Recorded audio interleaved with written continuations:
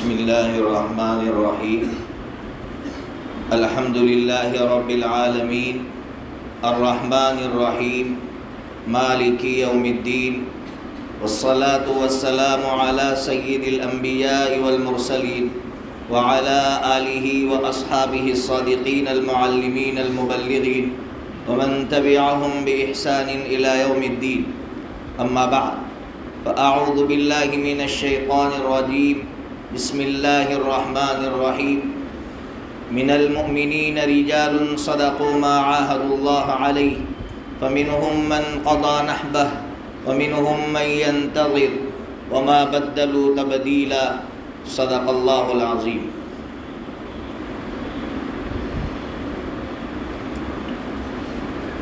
ابھی جو آیت کریمہ پڑھی یہ آیت 21ویں پارے میں ایک سورت ہے، اس کا نام ہے سورۃ الاحزاب۔ اس سورت کی یہ 23ویں نمبر کی آیت ہے۔ اس سورت میں اللہ تبارک و تعالیٰ کیا کہہ رہے ہیں وہ سمجھیے۔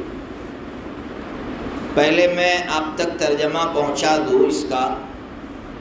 اللہ تعالیٰ فرما رہے ہیں کہ مومنین میں کچھ ایسے افراد ہیں جنہوں نے اللہ سے جو عہد کیا تھا، جو ایگریمنٹ کیا تھا، انہوں نے پورا کر دکھایا، سچا کر دکھایا۔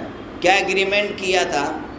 کہ اللہ تیری محبت میں جئیں گے اور تیری محبت میں مریں گے۔ تو کچھ لوگ تو اللہ کی اس محبت میں شہید ہو گئے، اللہ کی اس محبت میں وفات پا گئے، اور اللہ فرما رہے کچھ وہ ہیں جو انتظار کر رہے ہیں، کہے کا انتظار کر رہے ہیں اللہ کی محبت میں مرنے کا، اللہ کی محبت میں شہید ہونے۔ وما بدلوا تبدیلا، اللہ فرما رہے انہوں نے اس معاہدے میں ذرہ برابر بھی تبدیلی نہیں کی۔ اس معاہدے کو جس طرح انہوں نے اللہ سے معاہدہ کیا تھا اسی طرح پورا کیا۔ اب یہ کون لوگ تھے؟ کیا معاہدہ ہوا؟ اس کی تفصیل میں بتلاؤں اس سے پہلے میں ایک دو چیزیں آپ سے عرض کرنا چاہتا ہوں۔ پہلی بات جو میں ہر مرتبہ یہاں بھی کہتا ہوں، آج بھی عشاء کی نماز میں نے یہاں پڑھی، اسی قاری صاحب نے عشاء کی نماز کی پہلی رکعت میں غالباً سورۃ القیامہ کا آخری رکوع پڑھا تھا۔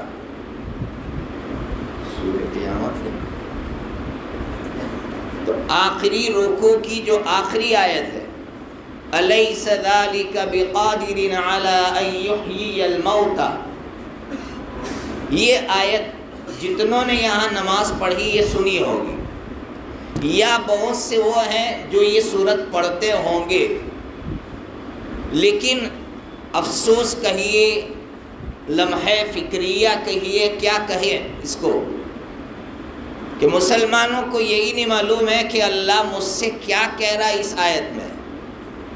اللہ مجھ سے یہ پوچھ رہا ہے کہ کیا اللہ اس بات پر قادر نہیں ہے کہ وہ مردوں کو زندہ کرے؟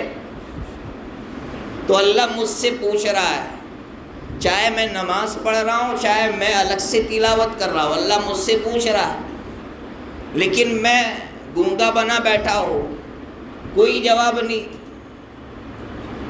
میں اگر آپ سے کچھ پوچھوں اور جواب نہ دے آپ تو مجھے غصہ آئے گا کہ یار میں پوچھ رہا ہوں آپ جواب نہیں دے رہے، اور اللہ مجھ سے قرآن میں بار بار پوچھ رہا ہے لیکن ہم جواب ہی نہیں دے رہے، اور نہ اس سلسلے کے مسائل جاننے کی کوشش کر رہے ہیں کہ فرض نماز پڑھ رہے ہوں تو کیا مسئلہ ہے، نفل نماز پڑھ رہے ہوں تو کیا مسئلہ ہے، انفرادی تلاوت کر رہے ہوں تو کیا مسئلہ ہے۔ اب ایک مسئلہ درمیان میں سنا دو، اگر اس طرح کی آیتیں ہم انفرادی تلاوت کرتے وقت پڑھ رہے ہیں، کس طرح کی، آج ایک ہی آیت آپ کو بتلا رہا ہوں۔ الیس، یہ لفظ جہاں بھی قرآن میں آئے گا، جیسے آئے گا الیس اللہ بکاف عبدہ، اسی طرح الیس اللہ باحکم الحاکمین والتین والزیتون پڑھتے ہیں۔ تو جب بھی الیس یہ لفظ ہم سنیں تو اس کا مطلب فوراً ہم کو سمجھنا چاہیے کہ اللہ مجھ سے یہ پوچھ رہا ہے، کیا اللہ یہ کام کرنے پر قادر نہیں ہے؟ کیا اللہ ایسا نہیں ہے کیا اللہ یہ نہیں کر سکتا؟ یہ اللہ مجھ سے پوچھ رہا ہے، تو ہمیشہ جواب میں مجھے کہنا ہے بلا۔ یاد رکھو گے نا بھائی؟ کیا بولو گے؟ بولو بلا۔ بلا کے معنی کیوں نہیں؟ اللہ پوچھ رہا ہے الیس اللہ باحکم الحاکمین، کیا اللہ احکم الحاکمین نہیں ہے؟ فوراً ہم کہیں گے بلا، کیوں نہیں اللہ، آپ احکم الحاکمین ہیں۔ الیس اللہ بکاف عبدہ، کیا اللہ اپنے بندے کو کافی نہیں ہے؟ یعنی نبی پاک صلی اللہ تعالیٰ علیہ وسلم کو کافی نہیں ہے؟ بلا، کیوں نہیں اللہ؟ تو آج اس مجلس سے اتنا سیکھ کر جائیے کہ جب بھی قرآن انفرادی پڑھیں گے اور اس طرح کی الیس، چاہے الیس اللہ آئے یا الیس ذالک آئے، تو سمجھ جانے کا کہ اللہ مجھ سے سوال کر رہا ہے اور مجھے جواب دینا ہے بلا۔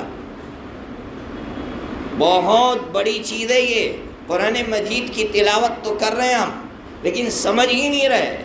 قاری صاحب نے ویتر میں سورہ رحمان کی کچھ آیتیں پڑھی، اب اللہ بار بار پوچھ رہا ہے فَبِأَيِّ آلَاءِ رَبِّكُمَا تُكَذِّبَانِ، اللہ کی کون کون سی نعمتوں کو جھٹلاؤں گے؟ اللہ سوال کر رہا ہے اور ہم جواب ہی نہیں دے رہے کہ اللہ نہیں جھٹلائیں گے۔ لا نکذب، لمبا جواب نہیں آتا، لا نکذب، اللہ ہم نہیں جھٹلائیں گے، اللہ ہم نہیں جھٹلائیں گے، لا نکذب۔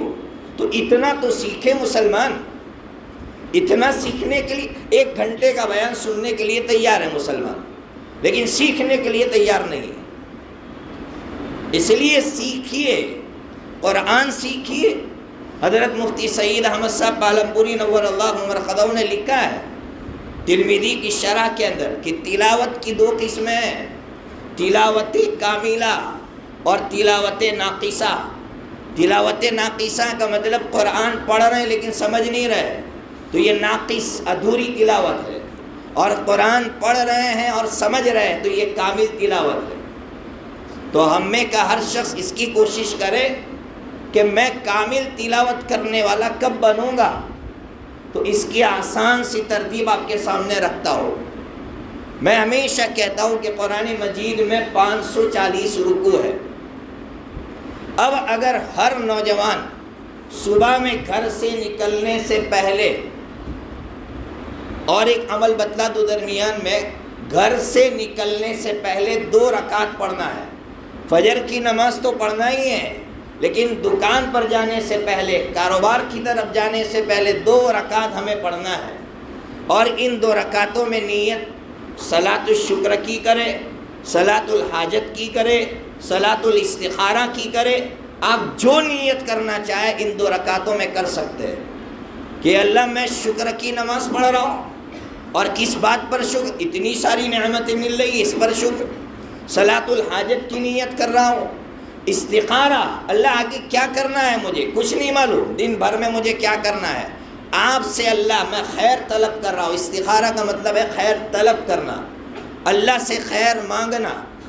تو صلاۃ الاستخارہ، صلاۃ الشکر، ساری نیتیں کر لے، 2 رکعت نماز پڑھ لے گھر سے نکلنے سے پہلے، اور پھر قرآن کھول کر صرف 2 رکوع پڑھے، 2 رکوع، لیکن کوشش کریں کہ میں ترجمے کے ساتھ پڑھوں گا۔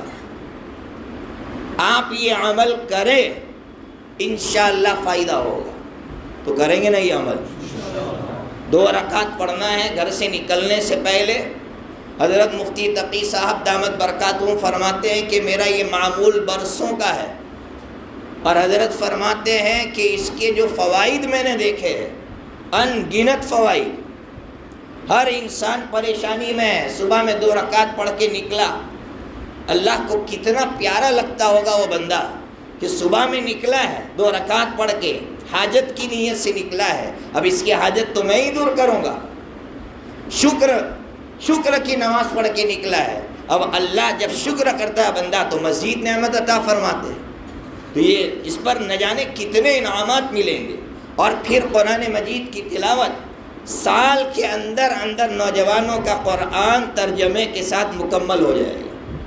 مسائل کو نہیں چھیڑنا ہے، لیکن اللہ جہاں ہم سے اپنی نعمتوں کا تذکرہ کر رہا ہے، پچھلی قوموں کا تذکرہ کر رہا ہے، اللہ غزوات کو بیان کر رہا ہے، وہاں تو ہم سمجھے کہ اللہ رب العزت مجھ سے کیا کہہ رہا ہے۔ تو تو یہ عمل ہم کو کرنا ہے، تو انشاءاللہ ہمارے نوجوانوں کو بہت فائدہ ہوگا۔ ایک اور بات، ابھی رمضان کے مہینے میں تو ماحول ہوتا ہے، تسبیح ہاتھ میں ہوتی ہے، تو نوجوان کچھ نہ کچھ پڑھتے رہتے ہیں الحمدللہ۔ جیسے ہی عید کا چاند طلوع ہوگا، نوجوانوں کی تسبیح بھی جیب میں چلی جائے گی اور نوجوان کنفیوز، اب کیا پڑھے، اب کون سا ورد کرے۔ پوچھتے ہیں بعض مرتبہ نوجوان کہ کیا پڑھے، ہم اتنا سن رکھا ہے، اب وہ کنفیوز ہے۔ اگر کسی شیخ کی ماتحتی میں شیخ نے جو عمل ہمیشہ پڑھنے کے لیے دیا تب تو وہ پڑھے، لیکن عام طور پر نوجوان جو ہوتے ہیں وہ شیخ کی ماتحتی میں نہیں ہوتے، وہ ہم سے پوچھتے ہیں کہ ہم کیا پڑھیں۔ تو میں ان سے ان کے سامنے ایک حدیث پیش کرتا ہوں، یہ حدیث المستدرک، یہ حدیث کی بہت مستند کتاب ہے امام حاکم نیشابوری رحمۃ اللہ علیہ کی۔ اس حدیث کی کتاب کے اندر یہ حدیث موجود ہے جو میں آپ تک پہنچا رہا ہوں۔ کیا حدیث ہے؟ نبی پاک صلی اللہ تعالیٰ علیہ وسلم جنگ خیبر جو ہوئی، مسلمانوں کو یہ بھی معلوم ہونا چاہیے کہ کون سی جنگ کس سن میں ہوئی، کن کے ساتھ ہوئی، اور اس جنگ میں صحابہ کرام نے کیا کارنامے انجام دیے۔ تو خیبر کی جو جنگ ہوئی ہے سن ہجری 7 میں ہوئی ہے اور یہودیوں سے ہوئی ہے۔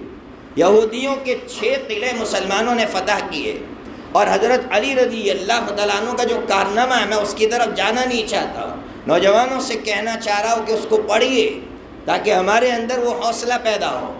6 قلعے مسلمانوں نے فتح کیے، اب واپس ہو رہے، نبی پاک صلی اللہ تعالیٰ علیہ وسلم واپس ہو رہے، سواری پر ہے۔ یہ روایت آدھی آپ نے سنی ہوگی جو بخاری شریف میں ہے۔ پیچھے ایک صحابی بیٹھے ہیں، ان کا نام ہے عبداللہ، اور ان کی کنیت ہے ابو موسیٰ اشعری رضی اللہ تعالیٰ عنہ، بڑے مشہور صحابی ہے۔ پیچھے بیٹھ کر کچھ پڑھ رہے تھے، نبی پاک صلی اللہ تعالیٰ علیہ وسلم نے فرمایا یا عبداللہ، انہوں نے کہا لبیک یا رسول اللہ، حضور میں حاضر ہوں۔ فرمایا عبداللہ کیا میں تجھے جنت کے خزانوں میں سے خزانہ نہ بتلاؤں؟ بلا یا رسول اللہ، بتائیے اللہ کے رسول۔ تو فرمایا لا حول ولا قوت الا باللہ، یہ جنت کے خزانوں میں سے ایک خزانہ ہے۔ اب یہاں تک تو ہم نے روایت سنی ہے جو بخاری شریف میں ہے، اب آگے کا جو حصہ وہ بخاری شریف میں نہیں ہے، امام حاکم نیشابوری نے اپنی کتاب میں نقل کیا ہے۔ آقا نے آگے فرمایا کہ اے عبداللہ، جو لا حول ولا قوت الا باللہ کا ورد کرے گا، یعنی اس کو مسلسل پڑھے گا، اللہ اسے 99 بیماریوں سے نجات عطا فرمائیں گے، اور سب سے چھوٹی بیماری ٹینشن ہے، اللہ اس سے بھی نجات عطا فرمائیں گے۔ اب کون سا بندہ یہاں بیٹھا ہے جو کہے میں ٹینشن فری ہوں؟ کوئی بندہ ایسا نہیں ہے جو یہ کہے مجھے کوئی ٹینشن نہیں ہے۔ ہر بندے کو ٹینشن ہے۔ جب ٹینشن ہے تو پھر ہم اس کا ورد کریں، اس کو پڑھیں، لا حول ولا قوت الا باللہ۔ اس کا ترجمہ ہی ہے، اس کو پڑھتے وقت ہمارا ذہن ہی اس طرف جائے کہ اللہ میں یہ کہہ رہا ہوں کہ کوئی خیر کا کام یا کوئی شر سے بچنے کا کام اللہ تیری طاقت کے بغیر نہیں ہو سکتا ہے۔ جب اس تصور کے ساتھ پڑھیں گے تو پڑھنے میں مزہ آئے گا اور ٹینشن بھی اللہ دور کرے گا۔ آج ہر انسان پریشانی میں ہے، ہر نوجوان آ کر اپنا دکھڑا سنا رہا ہے، یہ بیماری، یہ پریشانی، کاروبار، بیماری، ہر طرح کی پریشانیاں ہمارے سامنے آ کر بیان کر رہے ہیں نوجوانوں۔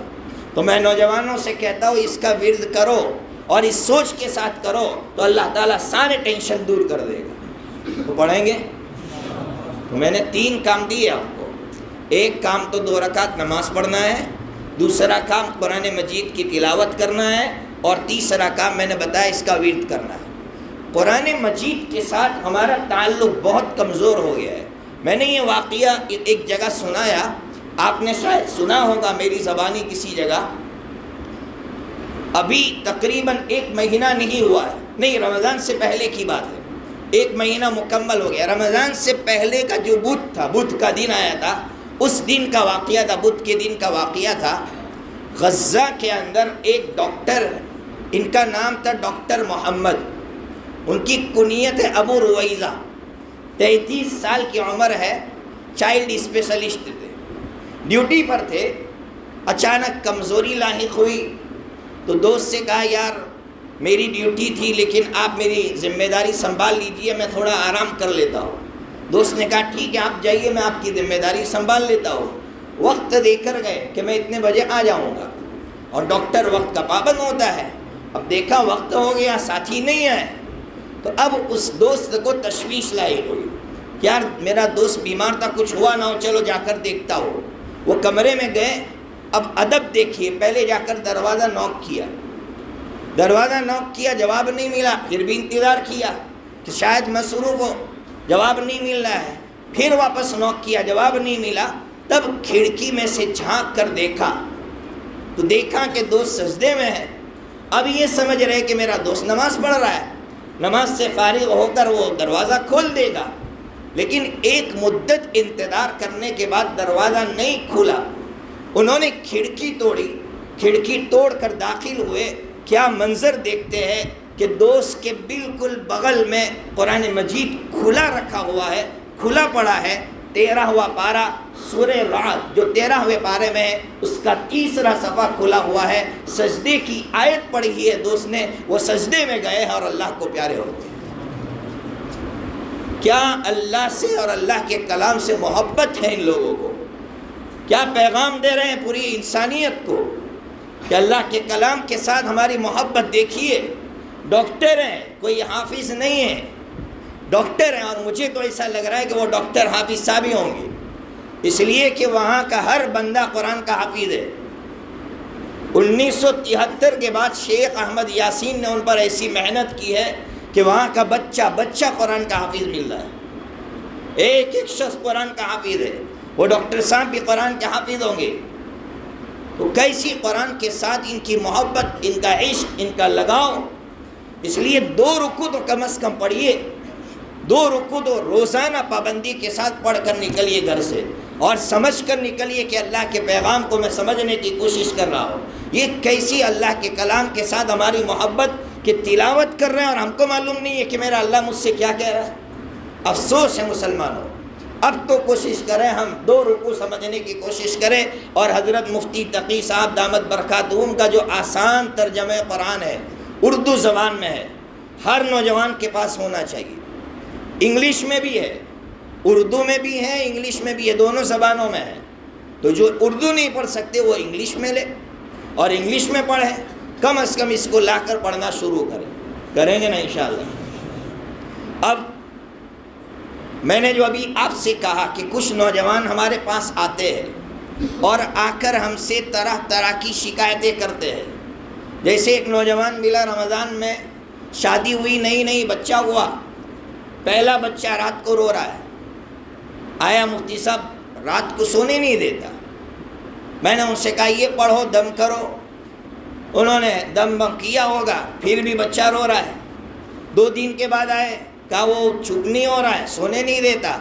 تو میں نے ان سے ایسی مزاحاً کہا کہ ہمارے ماں باپ نے بھی ہم کو اسی طرح بڑا کیا ہے، تو تمہیں بھی اب اس طرح قربانی دینی پڑے گی۔ لیکن اس کو حوصلہ نہیں ملا، یعنی اتنا بڑا جملہ ہے پھر بھی حوصلہ نہیں ملا اس کو۔ پھر واپس آیا، یار مفتی صاحب کچھ کرو، وہ تو خاموشی نہیں ہوتا ہے۔ تو اچانک میری زبان سے ایک جملہ نکل گیا، میں نے کہا کہ تمہارے بچے کی رونے کی آواز بڑی ہے یا فلسطین کے بچوں کی چیخیں بڑی ہیں؟ وہ نوجوان کہہ رہا ہے کہ اس کے بعد کبھی مجھے شکایت نہیں ہوئی کہ میرا بچہ رو رہا ہے اور مجھے نیند نہیں آ رہی۔ کیا اللہ نے ہمیں کس زمانے میں پیدا کیا ہے کہ ہمارے پاس حوصلے کے لیے مثالیں ہیں؟ اگر حوصلہ ہمارا پست ہو رہا ہے تو ہمارے سامنے مثال ہے، قرن اول کی مثال ہے، قرن اول کی صحابہ کرام کے دور کی مثالیں ہمارے سامنے۔ الکامل ایک تاریخ کی مستند کتاب ہے، ابن اسیر رحمۃ اللہ علیہ کی، انہوں نے مشہور جملہ جو ہم لوگ عام طور پر نقل کرتے ہیں، الکامل نے اس کو نقل کیا ہے، اور آپ نے واقعہ بھی سنا، لیکن ہم لوگ اس کو جس وقت ہمیں سامنے لانا چاہیے اس وقت سامنے نہیں لاتے، کہ جب جنگ احد کے اندر یہ افواہ پھیلی کہ آقا صلی اللہ تعالیٰ علیہ وسلم کو شہید کر دیا گیا اور یہ خبر مدینہ کی عورتوں تک پہنچی، تو آپ نے سنا کہ ایک خاتون، اس سے کہا گیا کہ تمہارے شوہر شہید ہو گئے، اس سے کہا گیا تمہارا بیٹا شہید ہو گیا، اس سے کہا گیا کہ تیرا باپ شہید ہو گیا۔ اس نے کہا جو بھی ہوا ہو مجھے بتاؤ کہ ہمارے نبی کس حالت میں ہیں، تو بتایا گیا کہ ہمارے نبی اچھی حالت میں. وہ جملہ اس عورت نے کہا تھا کل مصیبت بعدک جلل، کہ اللہ کے نبی آپ کی مصیبت کے بعد ساری مصیبتیں ہمارے لیے ہلکی ہے. یہ وہ جملہ ہے جو ہمارے اندر طاقت پیدا کرتا ہے. آج کئی لوگ آ کر کہتے ہیں بھائی لڑ رہے ہیں مفتی صاحب، بھائی نے مجھ پر جادو کر دیا ہے، حسد کر دیا ہے، یا فلانے نے حسد کر دیا ہے، یا فلاں حالات میں ہو. آقا کی سیرت پڑھو. کیا آقا پر جادو کرنے والوں نے جادو نہیں کیا؟ کیا حسد کرنے والوں نے آقا پر حسد نہیں کیا؟ تو پھر آقا کی مصیبت جب دیکھتے ہیں تو ہماری مصیبت ہلکی ہو جاتی ہے. مجھے آدھا سر دکھنے کی تکلیف ہے تو میں اس کے پیچھے بہت پریشان رہتا تھا. میں نے بخاری شریف ایک مرتبہ پڑھتے پڑھتے کتاب الطب کے اندر مجھے ایک حدیث ملی کہ آقا صلی اللہ تعالیٰ علیہ وسلم کو شقیقہ، جس کو عربی میں شقیقہ کہا جاتا ہے، آدھا سر دکھنے کی بیماری شقیقہ کی بیماری تھی. اور اتنی سخت تکلیف ہوتی تھی آقا کو کہ احرام کی حالت میں ہے اور آقا نے خون نکلوایا اس بیماری میں. اتنی سخت تکلیف آقا کو ہوتی تھی. یہی وہ تکلیف ہے کہ آپ جب 29 صفر مرض الوفات سے پہلے آپ قبرستان گئے اور قبرستان سے جب واپس ہوئے ہیں اور آپ ماں عائشہ کے حجرے میں داخل ہوئے، بخاری شریف کے اندر روایت ہے آقا سر پکڑ کر رو رہا ہے، واہ رأسا، میرا سر پھٹا جا رہا ہے. جب یہ حدیث میں نے پڑھی تو میں نے کہا کہ حضور آپ کی مصیبت کے بعد ہماری مصیبت ہلکی ہے. کوئی شکوہ نہیں، کوئی مصیبت نہیں ہے. اگر میری بیٹی مر چکی ہے تو میرے آقا کی 3 بیٹیوں کے جنازے ہمارے لیے تسلی کا سامان بنتے ہیں. کیا کوئی کم مصیبت تھی کہ بدر کے دن آقا کے لیے یہ اعلان ہوتا ہے کہ مسلمانوں کو فتح نصیب ہوئی ہے. اسی مجلس میں اعلان ہوتا ہے کہ آقا کی صاحبزادی کا انتقال ہوا. کیا کم مصیبتیں تھیں؟ تو آقا کی سیرت پڑھتے ہی نہیں ہیں. پھر ہماری زبانوں پہ شکوے، شکایتیں، ان شکووں کو ہمیں ختم کرنا ہے اور ہمیں آگے بڑھنا ہے. اور ایک جملہ کہہ رہا ہوں، ابھی اس وقت میں آپ سے مسجد میں بیٹھ کر کہہ رہا ہوں کہ اب ہر مسلمان کو ہر چیز کو کھونے کا حوصلہ پیدا کرنا پڑے گا. بار بار کہہ رہا ہوں، واپس کہہ رہا ہوں، سنو. ہر چیز کو کھونے کا حوصلہ مسلمانوں اپنے اندر پیدا کرنا پڑے گا. اور یہ حوصلہ کیسے پیدا ہوگا؟ یہ حوصلہ پیدا ہوگا صحابہ کرام کی زندگی کو پڑھنے سے. یہ حوصلہ پیدا ہوگا آقا کی سیرت کو پڑھنے سے. اس کے بغیر ہمارے اندر وہ حوصلہ پیدا نہیں ہو سکتا، ورنہ ہم روئیں گے، مرتد ہو جائیں گے لوگ. ابھی راجستھان کے اندر باپ اور بیٹا دونوں مرتد ہوئے. آپ کو شاید خبر نہ ملی ہو، ہمیں خبر ملتی ہے، فوراً لوگ خبر پہنچاتے ہیں کہ باپ بیٹے نے جو ہے مرتد ہو گئے. ایمان سے ہاتھ دھو بیٹھے. وجہ پوچھی تو کہاں بیمار تھے، گھر میں بیماری تھی. مسلمان محلے میں سے کسی نے بھاؤ نہیں پوچھا تو مرتد ہو گئے. آپ سوچئے کہ بھاؤ نہیں پوچھا، دوسروں نے آ کر بھاؤ پوچھا تو مرتد ہو گئے. کہا چلو یہ اچھے ہیں، وہ آ کر ہمیں بھاؤ پوچھ رہے ہیں تو ان کا مذہب قبول کر لیا. اگر ہمارے سامنے حضرت کعب بن مالک رضی اللہ تعالیٰ عنہ کا واقعہ ہوتا کہ حضرت کعب بن مالک رضی اللہ تعالیٰ عنہ وہ صحابی ہیں کہ جن کا بائیکاٹ ہوا تھا. اور کیسا بائیکاٹ ہوا تھا؟ بیوی سے بھی کہا گیا تھا کہ ان سے بات مت کرنا. آپ سوچئے تنہائی میں بیٹھ کر کیا بیتی ہوگی اس صحابی پر. کیا وہ مرتد ہو گئے؟ بلکہ غسانی بادشاہ نے لیٹر بھیجا ہے، ملک شام کے بادشاہ نے لیٹر بھیجا، کہا کہ کعب سنا ہے تمہارے ساتھی نے تم کو چھوڑ دیا ہے، بہت غلط کیا تمہارے ساتھ، تم جیسے لوگوں کو تو سر پہ بٹھانا چاہیے، آ جاؤ میرے یہاں، سر پہ بٹھاؤں گا. حضرت کعب بن مالک رضی اللہ عنہ کی زندگی کیا سبق دیتی ہے. وہ خط آگ میں جھونک کر سجدے میں گر کر اللہ سے معافی مانگ رہے کہ اللہ میں اتنا گر گیا کہ تم میرا اتنا کڑا امتحان لے رہا ہے. اور حضرت کعب بن مالک رضی اللہ تعالیٰ عنہ نے قیامت تک آنے والے لوگوں کے لیے ایک مثال قائم کر دی کہ کوئی بھاؤ پوچھے نہ پوچھے، کوئی مجھے پوچھنے آ رہا ہے نہیں آ رہا ہے، شادی میں بلا رہا ہے نہیں بلا رہا ہے، کوئی مسئلہ نہیں ہے، مجھے کوئی شکوہ نہیں ہوگا. بلکہ قیامت سے پہلے جو جماعت حق پر ہوگی، سنو نوجوانوں، قیامت سے پہلے جو جماعت حق پر ہوگی، جس کا تذکرہ مسند احمد، ترمذی شریف، ساری حدیث کی کتابوں کے اندر ہے، لا یزال طائفۃ من امتی منصورین علی الحق لا یضرهم من خذلهم حتی تقوم الساعہ۔ حضور نے فرمایا تھا ایک جماعت حق پر قائم رہے گی اور اللہ ان کی نصرت فرمائے گا۔ حضور نے فرمایا ان کی نشانی یہ ہوگی کہ کوئی ان کا بھاؤ نہیں پوچھے گا، لیکن وہ اللہ کی راہ میں لڑتے رہیں گے اور اللہ کی راہ پر قائم رہیں گے۔ اور مثال دنیا کے سامنے ہے کہ کوئی ان کا بھاؤ نہیں پوچھ رہا ہے، کوئی ان کی مدد کے لیے آنے کے لیے تیار نہیں ہے، لیکن ان کو کوئی پرواہ نہیں۔ اور میں حیران ہوں، مسجد میں بیٹھ کر اس لیے کہہ رہا تھا کہ ہم کو پتہ چلے، ہماری نظر ہو دنیا کے حالات پر، ہماری نظر ہو۔ ابھی 4-5 دن پہلے مصر جو سب سے غدار حکومت رہی ہے مسلمانوں کے معاملے میں، اس السیسی نے اپنے یہاں سے کچھ جاسوسوں کی جماعت علاج و معالجے کے عنوان سے وہاں بھیجی تاکہ جو حق پر قائم ہے ان کی خبر دوسروں تک، دشمنوں تک پہنچائی جا سکے۔ لیکن ان جیالوں کو کوئی فرق نہیں پڑا، کوئی فرق نہیں پڑا کہ یہ ہماری صفوں میں ایسے غدار موجود ہیں، ہمارے پڑوسی اتنے غدار ہیں، ان کے حوصلے نہیں ٹوٹے۔ انہوں نے کہا ہم خبر لیں گے تمہاری، ہم خبر لیں گے تمہاری، ہماری صفوں میں ایک منافق کو ہم رہنے نہیں دیں گے۔ کیا ان کے حوصلے ٹوٹ گئے؟ بولو نا بھائی، ٹوٹ گئے؟ نہیں ٹوٹے۔ تو پھر ہمارے حوصلے نہیں ٹوٹنے چاہیے، ہماری نظریں ہونی چاہیے، دنیا کے حالات پر نظریں ہونی چاہیے۔ قرن اول کی مثالیں پیش کر کر کے دکھا رہے ہیں۔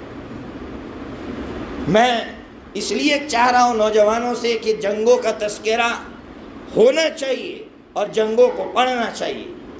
اکثر جنگ بدر، جنگ احد، جنگ احزاب، جنگ تبوک سب کا تذکرہ ہوتا ہے۔ میں ایک جنگ کا تذکرہ ابھی کر رہا ہوں آپ کے سامنے، اور ایک جھلک آپ کے سامنے رکھنا چاہتا ہوں تاکہ میں اور آپ ہمت پیدا کریں اپنے اندر، اور ہم ہمیشہ ان واقعات کو اپنے سامنے رکھیں تو ہمیں وہ حوصلہ ملے گا۔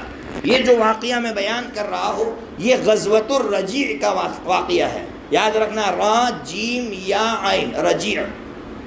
یہ غزوہ رجیع کیا ہے؟ یہ جو اصل میں نبی پاک صلی اللہ تعالیٰ علیہ وسلم نے 10 صحابہ کرام کو بھیجا تھا۔ 2 قبیلے تھے، عزل اور قارہ۔ ان 2 قبیلے والوں نے آ کر حضور سے کہا کہ ہمیں کچھ قرآن کے حفاظ دے دو۔ 2 واقعات، ایک بیر معونہ کا اور ابھی جو سنا رہا وہ رجیع کا واقعہ سنا رہا ہو۔ کہا ہمیں 10 صحابہ دے دو۔ حضور نے 10 صحابہ کرام کی ایک جماعت تیار کی اور ان کو روانہ کیا۔ ان میں 4 بڑے بڑے صحابہ، مشہور صحابہ ہیں۔ ان میں حضرت خبیب رضی اللہ تعالیٰ عنہ ہے، حضرت زید ابن دسنہ رضی اللہ تعالیٰ عنہ ہے، حضرت عاصم رضی اللہ عنہ ہے، حضرت عبداللہ ابن طارق رضی اللہ عنہ نے بڑے بڑے کبار صحابہ کرام کی جماعت کو بھیجا کہ جاؤ قرآن سکھانے کے لیے جاؤ۔ اب یہ نکلے، جو لینے آئے تھے انہوں نے دشمنوں کو خبر کر دی کہ محمد کے 10 ساتھی یہاں گم رہے، ان کو ختم کر دو۔ تو 100 تیر اندازوں نے ان کا گھیراؤ کر لیا۔ یہ لوگ چٹان پر تھے، ایک بڑے اوپر والے حصے پر تھے، ٹیلے پر تھے۔ ان لوگوں نے چاروں طرف سے گھیر لیا، اور گھیرنے کے بعد سب سے پہلے نیچے کے ایک شخص نے یہ کہا کہ تم نیچے اتر جاؤ، ہم تمہیں چھوڑ دیں گے، تمہیں قتل نہیں کریں گے۔ تو اس جماعت کے جو امیر تھے حضرت عاصم رضی اللہ تعالیٰ عنہ، انہوں نے کہا مجھے تمہاری زبان پر کوئی بھروسہ نہیں ہے، اس لیے میں نیچے نہیں اتر سکتا۔ وہ لڑے، جتنا لڑ سکتے تھے اتنا لڑے اور شہید ہو گئے۔ 3 صحابہ ان کی بات پر نیچے اترے، ان میں ایک حضرت خبیب رضی اللہ تعالیٰ عنہ، ایک حضرت زید ابن دسنہ رضی اللہ تعالیٰ عنہ، اور تیسرے حضرت عبداللہ ابن طارق رضی اللہ عنہ۔ یہ 3 نیچے اترے، لیکن جیسے ہی اترے تو تینوں کو باندھ دیا۔ تو حضرت عبداللہ ابن طارق رضی اللہ تعالیٰ عنہ نے کہا کہ آپ نے سب سے پہلا عہد توڑا، اس لیے میں اب تم سے لڑوں گا، چاہے تم نے مجھے باندھ دیا میں تمہارے ساتھ نہیں چلوں گا۔ لڑے اور شہید ہو گئے۔ 2 صحابہ کرام کو لے جا کر انہوں نے بازار میں بیچ دیا۔ حضرت خبیب رضی اللہ تعالیٰ عنہ کو حارث کے جو خاندان والے تھے، چونکہ حضرت خبیب رضی اللہ تعالیٰ عنہ نے بدر کے میدان میں اس کے رشتہ داروں کو قتل کیا تھا، تو حضرت خبیب رضی اللہ تعالیٰ عنہ کو خریدا۔ اب خرید کر لے گئے، لے جانے کے بعد مقصد تھا کہ اب ان کو شہید کر دینا، ان کو قتل کر دینا ہے۔ اب ہوا کیا؟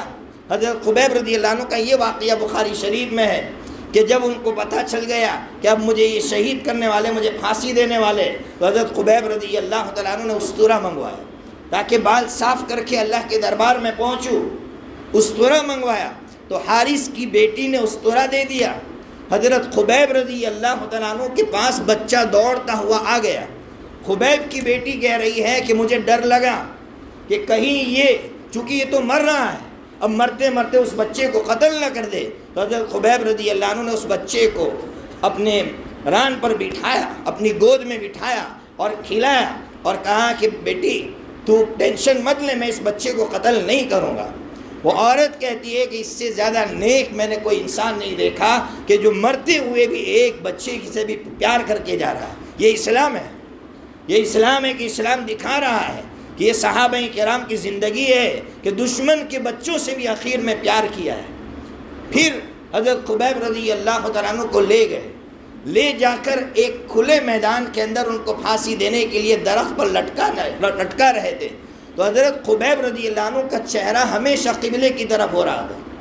وہ لوگ چاہ رہے تھے کہ قبلے سے ہٹ جائے اور چہرہ بار بار قبلے کی طرف ہو رہا تھا۔ تو حضرت خبیب رضی اللہ تعالیٰ عنہ نے اشعار پڑھے، بڑے پیارے اشعار ہیں۔ لست ابالی حین اقتل مسلما علی ای شق کان للہ مصرعی وذلک فی ذات الالہ وان یشاء یبارک علی اوصال شلو ممزعی۔ فرما رہے ہیں حضرت خبیب رضی اللہ تعالیٰ عنہ، مجھے کوئی پرواہ نہیں ہے، اگر میں شہید ہو رہا ہوں تو میں کسی بھی رخ پر شہید ہوں، مجھے اس سے کوئی فرق نہیں پڑتا ہے، اس لیے کہ میں تو اللہ کے راستے میں مر رہا ہوں۔ پھر اگر آخری جو مصرع ہے کیا فرما رہے؟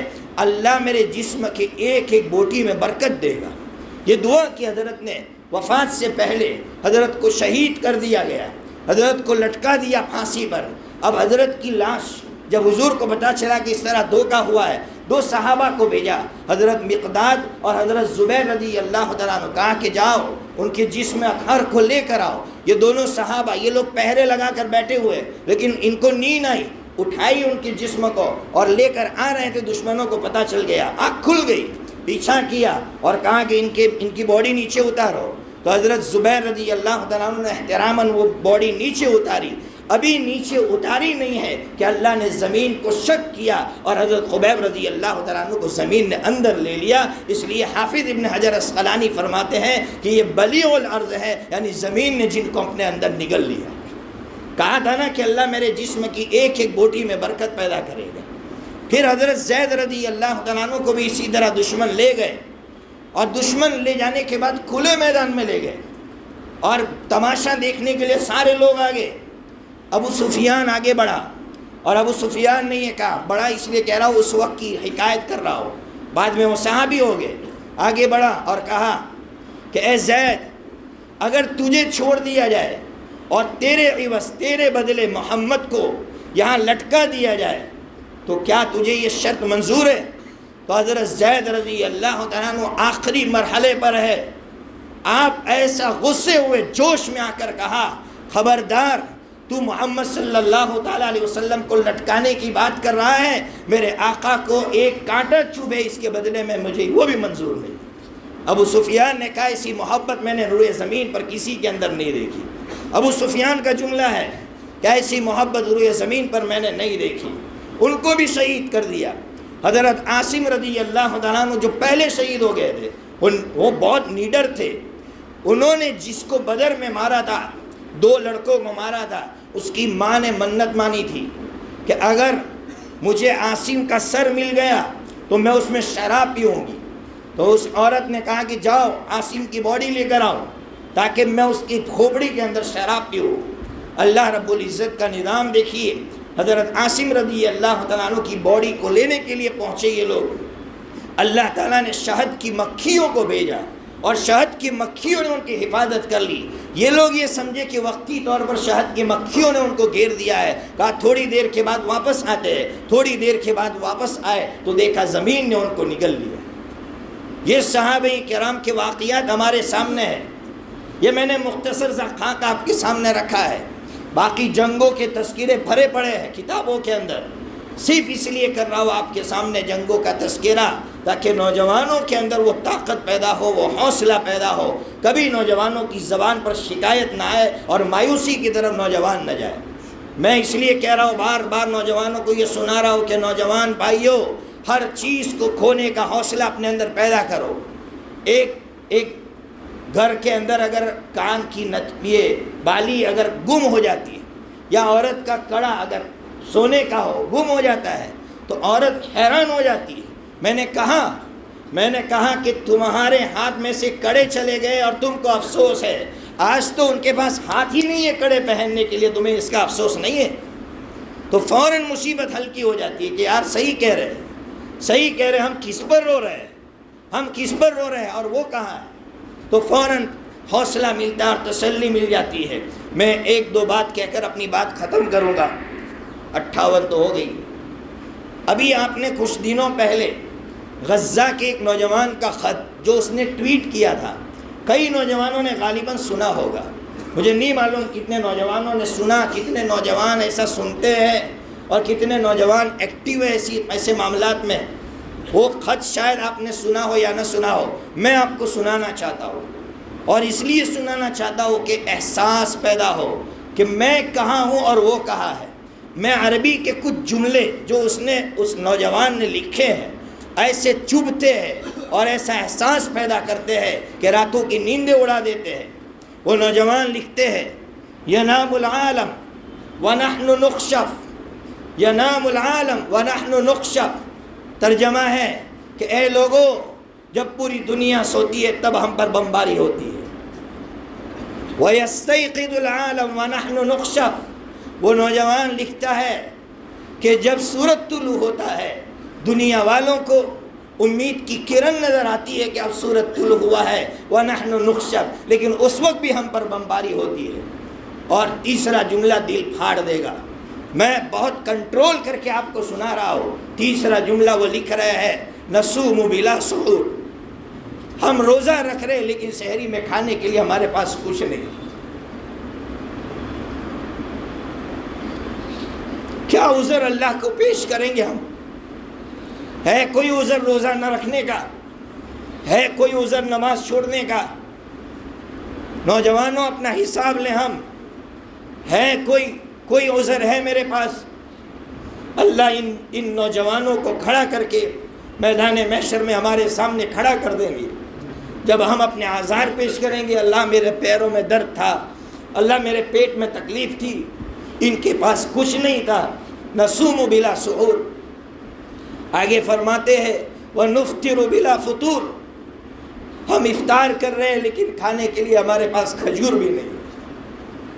آگے لکھ رہے یستشہد اطفالنا بردا، ہمارے بچے ٹھنڈ کی وجہ سے شہید ہو رہے ہیں۔ وَيَسْتَشْهِدُ كِبَارُنَا عَطْشًا، اور ہمارے بوڑھے پیاس کی وجہ سے شہید ہو رہے ہیں۔ میرے بھائیوں، اللہ نے اوڑھنے کے لیے کمبل دیا ہے، اللہ نے گرمی کے زمانے میں ایسیاں دی ہے، اللہ نے ہمیں فلٹر پانی میسر فرمایا ہے ہمارے لیے۔ کیا کوئی عذر ہے نماز چھوڑنے کا؟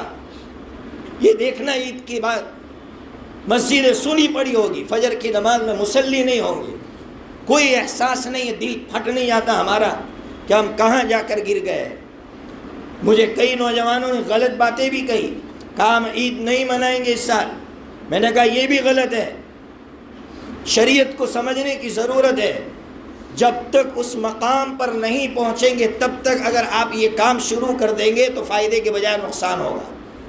میری بات سنو، ایک مقام ہوتا ہے، وہاں تک پہنچنے کے بعد اگر آپ یہ کام کریں گے تو ٹھیک ہے، اور اگر ہم اس مقام تک نہیں پہنچے اور ہم پہنچے نہیں ہیں ابھی تک، تصوف کا ایک مقام ہوتا ہے جو متصوفین سمجھتے ہیں، وہ مقام پر آپ پہنچ جائے اور پھر آپ کہیں میں عید نہیں مناؤں گا، میں خوشی نہیں مناؤں گا، تو بات الگ ہے، ورنہ نفع کے بجائے نقصان ہوگا۔ آقا کے سامنے بڑے بڑے حالات آئے، بڑے بڑے چیلنجز آئے، لیکن عید کی خوشیاں منائی ہیں آقا نے۔ آقا اپنے گھر والوں کے سامنے ہنسے ہیں، آپ نے بچوں کے ساتھ مزاح فرمایا ہے، آپ نے خوشحال زندگی گزاری ہے۔ یہ مطلب بھی نہیں ہے کہ ہم لوگ خوش ہو جائیں گے، نہ گھر والوں کے سامنے ہنسیں گے، نہ ان کے ساتھ مزاح کریں گے، یہ بھی نہیں، یہ بھی غلط ہے۔ ایک طرف احساس نہیں ہے ہمیں اور ایک طرف خشکی کی باتیں ہو رہی ہے۔ اعتدال کے ساتھ جینے کی ضرورت ہے۔ بہرحال کہنے کے لیے بہت کچھ ہے، بس آپ سے اتنی درخواست کر رہا ہوں، کچھ کام میں نے دیے شروع میں، ایک کام بلکہ اور بہت سارے کام ہیں، آپ بولیں گے کام ہی دے رہے ہیں دو بھائی۔ ایک کام تو جو میں ہمیشہ کہتا ہوں، اور میں نہیں کہہ رہا ہوں، ہمارے اکابرین کہہ رہے ہیں، ہمارے اکابرین کہہ رہے ہیں کہ اگر ہمیں اپنے آپ کو بچانا ہے اور اپنی اولاد کو بچانا ہے تو 24 گھنٹے کی جو مسنون دعائیں ہیں وہ خود بھی یاد کرو، اپنے بچوں کو یاد کراؤ۔ آپ شاید اس کو معمولی سمجھ رہے ہیں، لیکن آپ اس پر عمل کر کے دیکھیے کہ جب میں 24 گھنٹے کی دعائیں پڑھوں گا تو ہر وقت اللہ کی ذکر میں رہوں گا۔ جب کوئی بندہ مسلسل اللہ کی ذکر میں رہتا ہے، شیطان اس پر حملہ نہیں کرتا ہے۔ اور ذاکر بننے کے لیے، اللہ کا ذکر کرنے والا بننے کے لیے اس سے آسان اور کوئی نسخہ نہیں ہے۔ یہ آقا کی شریعت جو ہم کو اللہ نے دی ہے، یہ اسی لیے اتنی آسان دی ہے کہ 24 گھنٹے کی دعائیں یاد کرو، بچوں کو یاد کراؤ اور جو ہے اس کو پڑھتے رہو۔ پھر کبھی ہم مایوسی کی طرف نہیں جائیں گے، ارتداد کی طرف نہیں جائیں گے۔ اور دوسری چیز میں نے کہا کہ صحابہ کرام کی زندگیاں پڑھنا شروع کرو، احساس پیدا ہوگا کہ ہم کہاں ہیں اور صحابہ کرام کہاں تھے۔ اور تیسرا کام جو میں مسلمان یا غیور نوجوان بیٹھے ہوئے، بڑے پڑھے لکھے اور سمجھدار نوجوان بیٹھے ہوئے، میں صلح حدیبیہ کو گہرائی کے ساتھ پڑھنے کے بعد آپ کے سامنے یہ بات کہہ رہا ہوں، اگر اس ملک کے اندر تبدیلی لانی ہے، سنو مسلمانوں، اس ملک میں اگر تبدیلی لانی ہے، ایک کام ہمیں ضرور کرنا پڑے گا۔ کیا کام ہے؟ کہ جو غلط فہمیاں ہمارے برادران وطن کے دل و دماغ میں ڈالی جا رہی ہے اس کو نکالنا ہے۔